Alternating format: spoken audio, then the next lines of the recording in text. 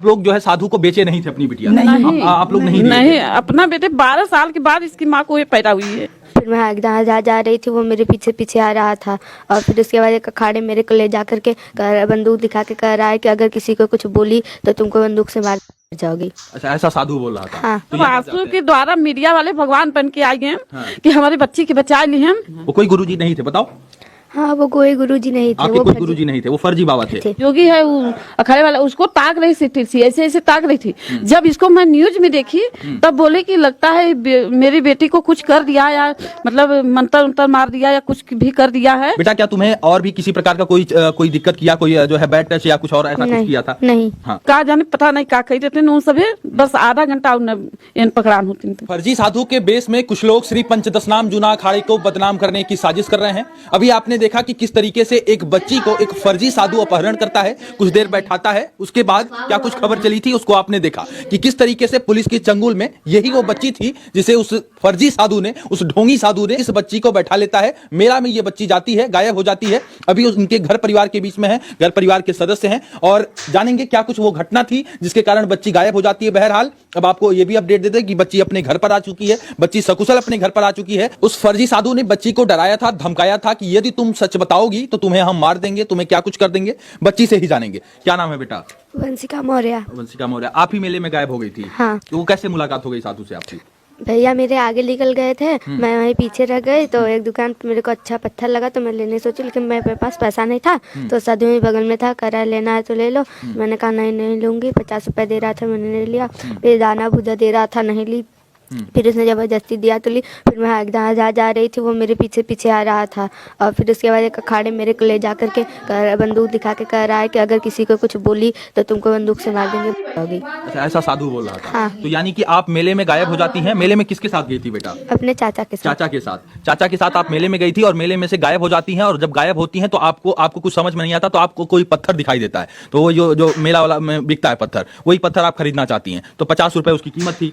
नहीं, 100 रुपए थी, लेकिन मेरा पैसा नहीं था, लेकिन वो 50 रुपए दे रहा था। अच्छा, वो आपको साधु 50 रुपए दे रहा था और उसके बाद बहला फुसला के ले आता है, कहता है कि भूजा खा लो और तमाम सारी चीजें। हाँ। तो आप रो भी रही थी उसमें जो है उस घटना में, तो आपके पास बेटा पुलिस वगैरह को नहीं सूचना किया? आप नहीं समझ में आ वहीं रहा? बगल में मीडिया वाले बैठ करके खाना खा रहे थे। मैं जब रोने लगी तो मीडिया वाले आ गए। हाँ। अरे क्या बात है, क्यों रो रही हो? मेरे को बोलने ही नहीं दे रहा है, अपने बोले पड़ा है। अपने बोले पड़ा था। तो क्या बोला था? बंदूक की नोक पे आपको क्या बंदूक दिखाया और क्या बोला आपको? कहा कि अगर किसी को कुछ बोली तो तुमको मार देंगे, बंदूक से मरोगी। अच्छा, ऐसा बोला था और यही कारण था इसके लिए आप झूठ जो भी आपसे कहला रहा था आप कह रही थी? हाँ। आप कितने देर पहले गायब हुई थी अपने घर परिवार से? चाचा से कितने देर पहले बिछड़ी थी मेले में आप? उसी दिन में बिछड़ी थी, सेम डेट में?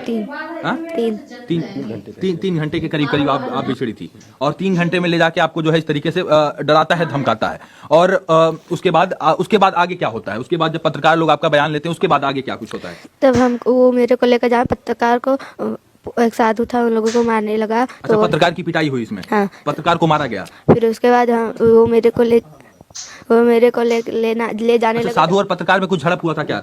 लास्ट में वीडियो कट होता है, उसके बाद आगे वहाँ शायद कुछ झड़प होती है। मेरी बातचीत हुई थी, उन लोग भी कह रहे थे ऐसा। फिर वो मेरे को लेकर जाने लगा। फिर उसके बाद तब पत्रकार लोग पुलिस को बुला करके लेकर आए। अच्छा, पुलिस को बुला कर लेकर आए। तो पुलिस जो है पुलिस के पास जब सुपुर्द किया गया तो उसे जेल भेजा गया, उसे थाने में बैठाया गया या छोड़ दिया गया? फिर छोड़ दिया गया। उसे थाने से मतलब उसे जेल नहीं भेजा गया? नहीं। आगे छोड़ दिया गया। हाँ। और आपको घर पहुंचा दिया गया। हाँ। और चलिए, तो खैर जांच का प्रकरण है, आगे पुलिस प्रशासन क्या कुछ कहती है उस पर तो आगे पक्ष लेंगे। आपका परिचय भैया? मैं पवन कुमार मौर्य, ये वंशिका के चाचा, मेरे साथ में ही बच्ची गई थी। अच्छा, आपके साथ बच्ची गई थी? जी, मेरे तो यानी कि चाचा और भतीजी दोनों जो है साथ में जाते हैं। आप लोग कहाँ गए थे? कुंभ ही गए थे। बेसिकली हम लोग दवा लेने के लिए गए थे, तो बच्ची थी, इसको घूमने का थोड़ा शौक था कि अब मेले तक आए ही हैं तो थोड़ा देखते हुए चलते हैं। तो इसको लेकर के हम जा रहे थे, ये थोड़ा भीड़ में आगे पीछे हो गई। तो वहीं पे जो है मैं इसको ढूंढ ही रहा था, अनाउंस करवा ही रहा था कि कहाँ से मिलेगी, मैं तमाम जगह ढूंढ रहा था। और इसी बीच प्रक्रिया में ये सारी चीज़ें होती हैं और एक ही 2 घंटे 3 घंटे के बीच में ही मुझे ये सूचना मिलती है कि यहाँ पे बच्ची है, सुरक्षित है।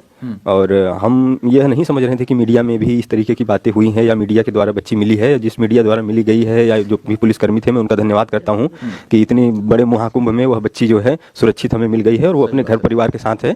मैं इसमें मीडिया का तहे दिल से जो भी पुलिसकर्मी वहाँ पे सहायता दे रहे हैं, सेवा कर रहे हैं, उनका भी शुक्रिया अदा करता हूँ। और बच्ची हमारी सुरक्षित है, हमारे घर परिवार के साथ है, उसके साथ किसी भी तरीके मानहानि नहीं नहीं हुई है, लेकिन इस तरीके की जो भी घटनाएं हो रही हैं या आगे और किसी बच्ची या परिवार के साथ हो सकता है, ऐसे जो भी लोग महाकुंभ में नहाने के लिए आ रहे हैं, अपने परिवार अपने बच्चों का अच्छी तरीके से ध्यान रखें या साथ में लेके रहें, या तो छोटे बच्चों को लेकर के न आए। सही बात है, सजग होने की जरूरत है, क्योंकि यदि सजग नहीं होंगे तो इस तरीके से धोखाधड़ी में बच्ची जो है कहीं ना कहीं फंस जाती, गुमराह कर दिया गया था। आप सोचिए कि बंदूक सटाकर वो फर्जी बाबा, ढोंगी बाबा ये कहता है कि यदि तुम कुछ बोलोगी तुम्हें गोली मार देंगे, और इसके कारण बच्ची रो रो के वो तमाम सारी चीजें कह रही थी कि मैं पिछले 7 दिन से हूं, पिछले 14 दिन से हूं, आश्रम में मुझे बाबा लेकर आए हैं, और फर्जी बाबा ये भी कह रहा था कि मैं जूना अखाड़ा से हूं, फर्जी बाबा है। इसके ऊपर लोग ये भी कह रहे हैं कि इसके पहले और भी इस तरीके के मामले जो है चिन्हित किए गए हैं, इसके पहले और भी इस प्रकार का कांड वो फर्जी ढोंगी बाबा कर रहा था, ये भी लोग बता रहे हैं।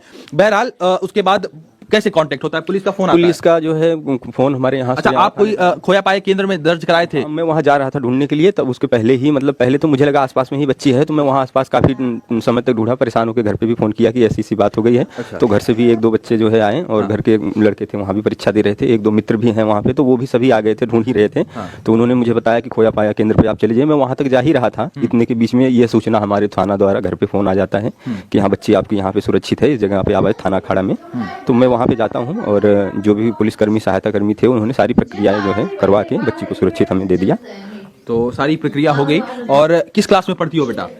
6 में। चलिए, बिटिया कक्षा 6 की छात्रा थी, और जिसके कारण सब कुछ बता पा रही थी, अपने गांव का नाम बता ले रही थी। और आपके यदि छोटे बच्चे हैं तो ये भी आपको एक ध्यान देने की बात है कि आपको अपने बच्चों को नाम, पिता का नाम और पता, और गांव के प्रधान का नाम और इत्यादि, तहसील, थाना कम से कम जरूर बताना चाहिए। यदि बच्चों को ये तमाम जानकारी रहेगी तो भगवान न करे ऐसी घटना यदि किसी के साथ होगी तो कम से कम ये बच्चे, जो छोटे बच्चे हैं, ये कम से कम अपने गांव, घर, पता का नाम, थाने का नाम बता पाएंगे। हालांकि बच्ची थाने का नाम और तहसील का नाम नहीं बता पा रही थी, लेकिन अपने स्कूल का नाम बता रही थी, गांव के प्रधान का नाम बता रही थी, गांव का नाम बता रही थी, अपने पिता का नाम बता रही थी, और जिला बता रही थी। भदोही, उत्तर प्रदेश की भदोही की ये घटना है। और आप कौन है माता जी? हम इनकी बड़ी माँ। बड़ी माँ है। तो सूचना घर में आई कि जो है बच्ची सूचना ऐसे आई कि साहब इन दवा लेकर लेने गए थे, तो दवा लेकर जब इन ढूंढ लिए, परेशान हो गए, तब उसके बाद यहाँ घर पे फोन किए हमारे मोबाइल पे कि बन्नू मिल नहीं रही है और किसी और को घर से भेज दो ढूंढने के लिए।